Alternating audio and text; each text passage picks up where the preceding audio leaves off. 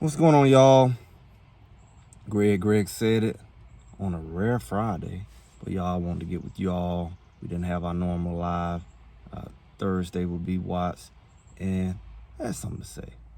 I recently seen a content creator talking about what's going on up there in Cleveland with Shedeur and the quarterback battle. And as you all know who follow me, in my last video I talked about the whole situation and why it's probably in his best interest not to play at this point. It probably don't even matter at this point because look at it. We're at the end of July, right at August. Preseason about to start. So it's not even necessarily an option at this point. Only the most hopeful would want to see that happen. I think it's happening at this point. There's some kind of great mystery behind it all, that he's really getting the reps secretly. And it's like, the question, why would they lie? Why is Cleveland lying?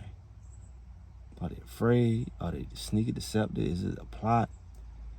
Why did they lie in the first place about the whole quarterback battle?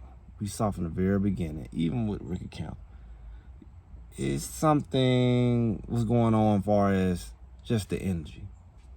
Shoot, from the draft day, it was like, hey, he got to earn it. Everybody is that and that.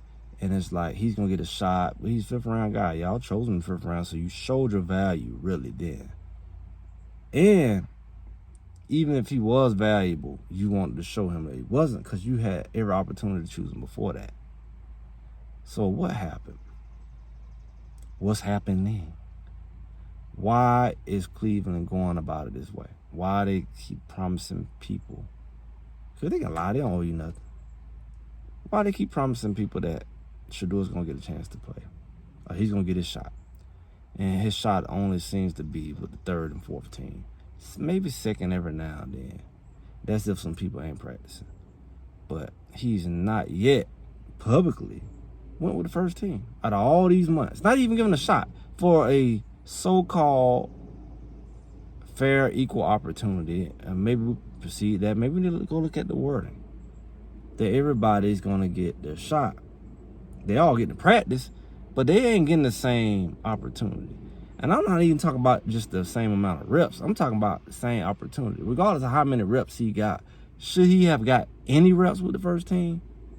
Should they only all be in this old secret nighttime practice somewhere in the back tunnel? It's interesting that the appearance or the suggestion would be that he's going to get the same opportunity to show what he can do, when they clearly ain't giving it to him. And here we are still thinking, well, he's going to get not only a chance, but he's going to start the first game. Some people feel that. And it's like, at what point do you take these people at what they're showing you? Forget what they're saying at this point. You go out there, and here we are, days into camp, and you looking at the fact that the man is still treated like he's beneath everybody, and he don't deserve the right to get the reps with the big boys. And it's like, he won't get them in the preseason. If he's only practicing with these guys, that's who he's going to get the reps with. Unless something drastic happens, he's not going to get to be behind the first team line and throw it to the first team receivers and all that, because he's only going to go in with the third team or whatever.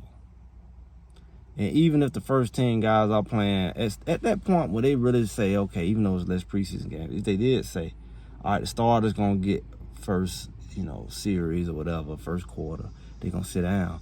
By the time he get in, it ain't even that many first team guys out there anyway, because they doing observation at that point to see who going to make the team and whatever. And that's at all positions. So it's going to be mixed in reality. It's going to be a mixed thing.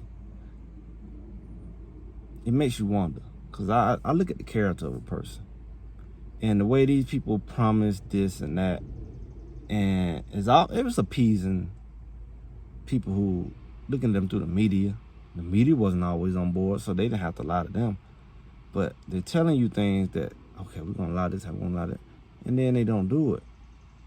How long do you go along with that? It only is going to backfire. they insist on putting other guys in there. They didn't let him compete, so they didn't. You can't say you did, because he didn't get the same opportunity. You put those other guys in there, and they screw up, and they go to losing. Then what do you say? What do you say at that point? What do you tell the fans who spending their time, energy, and money to come see it? Do they invest in that product? If you put Flacco out there, you know he ain't gonna be able to do too much. He's not a run threat. I would doubt that his arm is the same as it was when he was young. He's on the back end. I doubt that he want to take as many lits, and his mobility is limited. Pickett out there, he's like, ain't proven himself. Do you hope that he proves himself? I don't know. Because it seems like you fixated on getting somebody out next year who did 2 quarterbacks outperform. You got 2 rookie quarterbacks. One was in the Heisman race for whatever, he was on a good team. Had a decent year. Shedeur had a good year with his numbers and everything. Last couple years, he was considered. You go look at a chart. I remember looking at a chart that's going around the internet. Shedeur was number 1, Cam was number 2. That was for the season. Even starters going right into the North Dakota. He didn't do much to tank his season, like Beck and you and Milroe. They were all on that. And they were below him. They season tanked as far as the potential, what they lived up to. Nobody was perfect, but they didn't live up to it. But they all made it. But then you look at these guys coming out next year, it's not many of those guys who was on that list. And that's interesting because Shedeur had a strong junior year and senior year. So he earned the recognition and respect for his senior year because of the numbers he put up his junior year. And even going into his junior year, but they didn't respect what he did at Jackson State. All we have is everybody throwing around Art Man, and he ain't even played. That's the sickest and most hypocritical thing I've seen so far. You can guarantee him a spot coming out his junior year, and he ain't even had a chance to play college yet. He might have just skipped. He's so great. He really don't even supposed to come out this year. He's maybe eligible, but he's a super duper red shirter. Really. So how do you justify him and a whole bunch of no names? Because none of these names really stood out amongst this weak quarterback class that Shedeur was in with Cam Ward. And you even see, was it Snook or whatever his name down there in New Orleans? He wasn't even on the list. And even he went before Shedeur. Did his season stand out that much over Shedeur? Did he have some kind of grandiose season? No. They just pushed everybody ahead. Dart, he was behind Shedeur. It's interesting. What happened? It ain't like Shedeur had a busted season to justify he was at number 1, and by the end of the season, he behind everybody. He went on to have a better season than he had the year before, which got him to the number 1 spot with a 3-win, with a 4-win season. So how do you justify the slide when his numbers got better the next year? If anything, he should have went up, not down, because you graded him based off a losing season as a number 1 quarterback, and he went to a bowl game with a winning season the very next season. What's justifying it? What's justifying everybody passing him? Their record wasn't necessarily better. Their numbers definitely wasn't better. So what are you going by? That's the weird stuff we talking about. And then you tell me, you look at that list and you don't see all these wonderful quarterbacks who's supposed to be coming out next year to replace him. So all of a sudden they better pros than him when they weren't better college players than him. There was nowhere to be found. But he gone. They should, because he ain't there, so you got to choose somebody. But how do you justify already saying they ain't played a down? So you're only going off what they did last year. If there was nobody to him last year, why do you automatically assume they're going to come in and take his spot next year? And that can include Gabriel, because Gabriel numbers were decent enough to go into the Heisman race. Who in their junior class had a right to say that they're going to come in and be a better pro? That they're not going to have to go through the same adjustment. Or that they're going to be better, period, when they weren't even better in college, when they was on the same. And you can maybe compare their senior year to the senior year, but looking at it, Shedeur and Gabriel had better college careers than the guys who's coming out. So how do you assume that the next year's quarterback is going to replace them?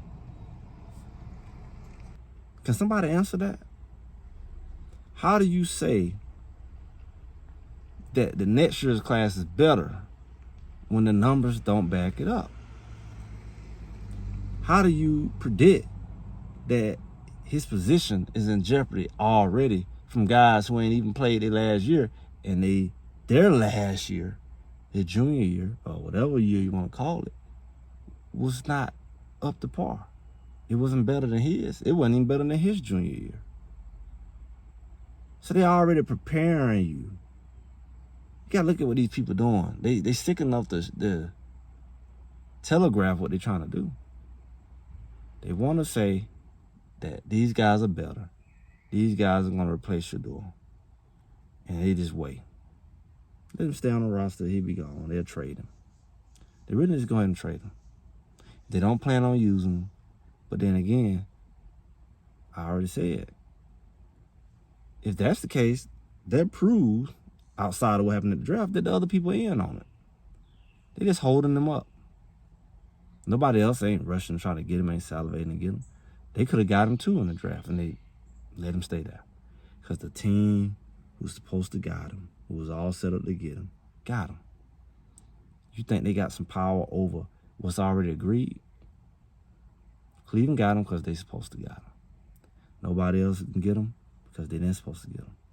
So we can't expect some team to come in as the hero unless it's already agreed and allowed. Because they're all on the same page. They're not going against each other. They part of the same fraternity, the same organization, the same franchise.